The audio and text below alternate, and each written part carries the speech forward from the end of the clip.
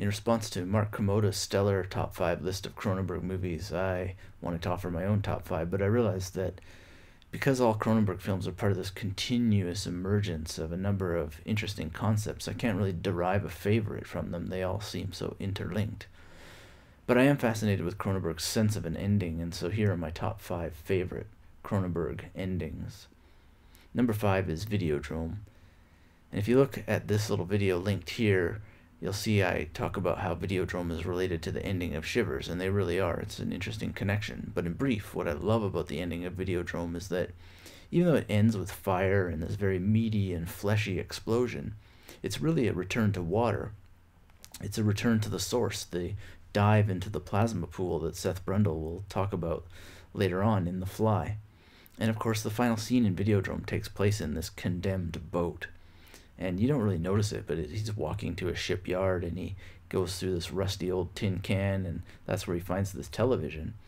And it's this boat, this sort of mythical ultimate visit to the River Styx, with sort of like the idea that the Videodrome signal is some kind of coin that he's put under his eye and that Charon is looking for before taking his soul into Hades. It's kind of a stretch, I know, but it's the idea I get, and it's what I really like about the ending of Videodrome.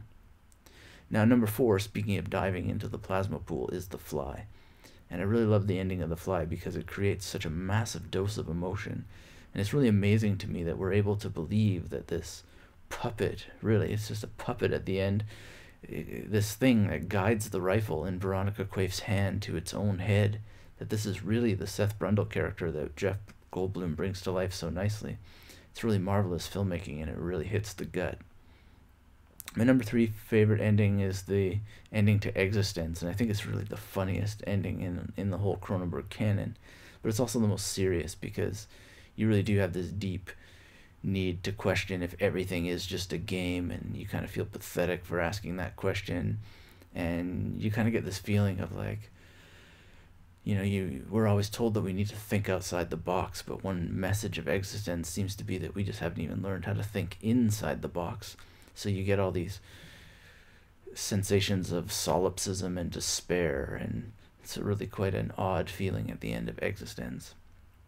Now, my number 2 favorite ending would be Crash, but I've always had the haunting feeling that the end of Crash is really the beginning, and that's the same with Naked Lunch too. There's something about the endings of Naked Lunch and Crash that really feel like they could have just be put at the beginning of those films. So instead of those films as my number 2 favorite endings, I choose Dead Ringers. And I think what makes the ending of Dead Ringers so haunting is how one brother holds the other. It's almost like Michelangelo's Pieta statue, which is of course a touchstone image Cronenberg calls us back to many, many, many times throughout his cinema. It's in Shivers and Dead Ringers, and it's in Crash. I mean, the final scene even has its own little echo of the Pieta. But my number 1 favorite Cronenberg ending of all time has to be Rabid. And so, since we've come this far, let me give a little more extensive explanation why Rabid is so profound to me. Rabid has the most memorable ending because it's a huge step towards the general existentialist tone we see throughout the Cronenberg canon. As we'll all remember from that movie, Rabid is the story of a woman named Rose who, following an accident, becomes the subject of an experimental surgery that takes place without her consent. And as a result of this surgery, she wakes up with a fang-like appendage on her body, notoriously in her armpit. And she also has this inability to eat human food. Instead, she now needs human blood. And the problem is that every time she feeds, she also spreads a plague that turns people into mindless zombies. Now, when Rose is told that she's become the source of this plague, she decides to do an experiment.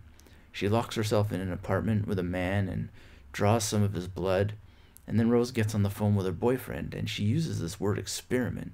She tells him that she doesn't believe that she's the source of this plague, so she wanted to check it out on her own, and everything seems to be okay. She couldn't possibly be the source of the plague, and she's quite convinced.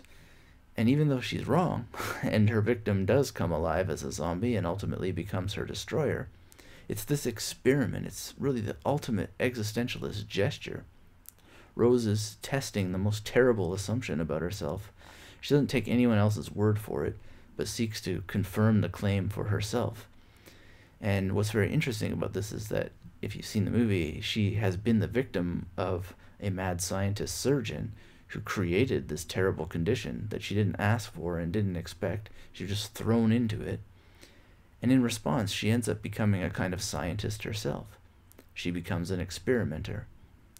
And I see in her a kind of Oedipus figure, in the sense that Oedipus wanted to solve the plague that was decimating Thebes. And in order to do so, he took the necessary steps to find out what the source of the plague was. And then he found out that he was the source of the plague. And of course, one of the most tragic and yet so painfully characteristic truths about human life is that we are individually so often the source of the greatest miseries we perceive in our own lives. We are the cause. And this isn't exactly how it works out in Rabid, but the general story architecture is there. And it's even more tragic in its way, because in the final sequence we see Rose lying dead and her corpse is tugged upon by a dog, until some men in suits come and throw her in the back of a dump truck. And Nietzsche once said that the only authentic response one can have to a tragedy is silence. And this is what nearly every Cronenberg ending produces, but Rabid does so above all.